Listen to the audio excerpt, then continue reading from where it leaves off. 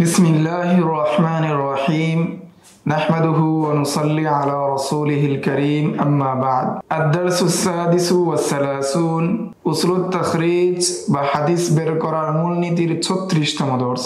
এই দর্সে আমরা কিতাব মিফতাহ কুনুজিস সুন্নাহ এর বিন্যাস পদ্ধতি সম্পর্কে জানব। এই কিতাবের মাওয়াদের বিন্যাস পদ্ধতি সম্পর্কে মরহুম উস্তাদ আহমদ মোহাম্মদ শাকির এর পরিচিতিমূলক মুকদ্দমায় বা ভূমিকায় তিনি বলেন যে উস্তাদ উইনসিক এই কিতাবকে বিন্যাস করেছেন অর্থ এবং মাসাইল ইলমিয়া এবং ঐতিহাসিক মহামনীষীদের নাম অনুসারে, এবং প্রত্যেক অর্থ এবং তর্জমাকে তিনি মওজুআতের ভিত্তিতে সাজিয়েছেন। শিরোনামগুলোকে তিনি হুরুফুল মুআজ্জামের ভিত্তিতে সাজিয়েছেন এবং প্রত্যেক মওজুর অধীনে তদসংশ্লিষ্ট হাদিস এবং আসার যে রয়েছে এই 14টি কিতাবে সেগুলোকে তার ইজতিহাদ অনুযায়ী তিনি সন্নিবেশিত করেছেন।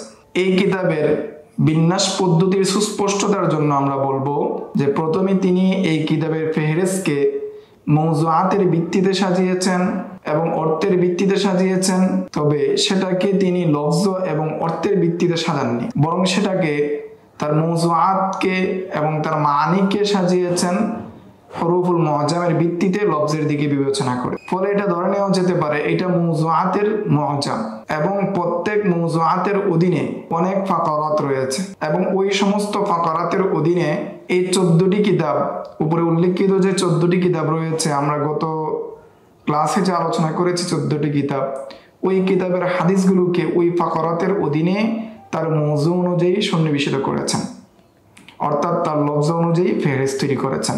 সৈয়দ মোহাম্মদ রশিদ রেজা তিনি পরিচিতিমূলক মুকদ্দমায় বলেন যে এই কিতাবের মওজু এবং বিন্যাস পদ্ধতি হলো যে এই কিতাবের মওজুটা একজন পাঠক অথবা গবেষককে পথ দেখাবে।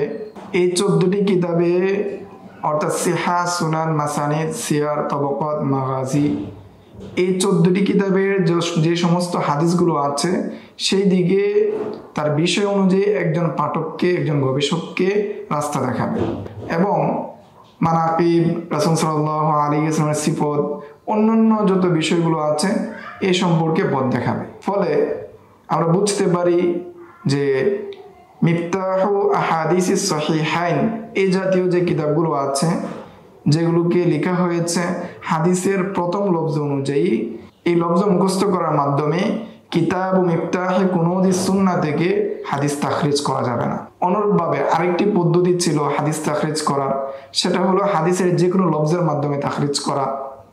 এটা হাদিসের যে কোনো স্থানেই হোক না কেন সেটার মাধ্যমেও এই ধরনের কিতাব, এই ধরনের ফেহরিস্ত থেকে তাখরিজ করা যাবে না।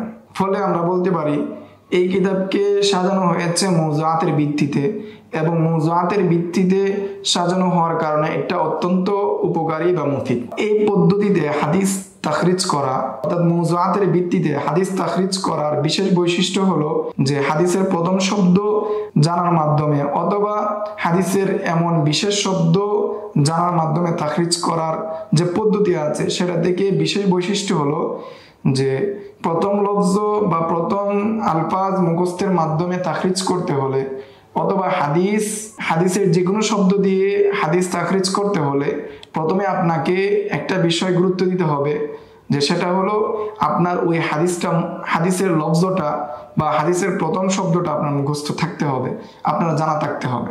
আর এই যে পদ্ধতি আমরা আলোচনা করছি সেটা হলো মওজুআতের ভিত্তিতে, সেটার ক্ষেত্রে বিষয়টা এমন নয়, বরং আপনার যদি হাদিসের কোনো লফজ মুখস্থ নাও থাকে তারপরেও আপনি এই মুআজ্জাম থেকে বা এই পদ্ধতিতে আপনি তাখরিজ করতে পারবেন। হাদিস তাখরিজ করার প্রত্যেকটি পদ্ধতি থেকে অন্য আরেকটি পদ্ধতির বিশেষ বৈশিষ্ট্য থাকে। আজকের দর্স এই পর্যন্তই। আগামী দর্সে আমরা এই কিতাবের বাকি অংশগুলো জানব। আসসালামু আলাইকুম ওয়া রাহমাতুল্লাহ।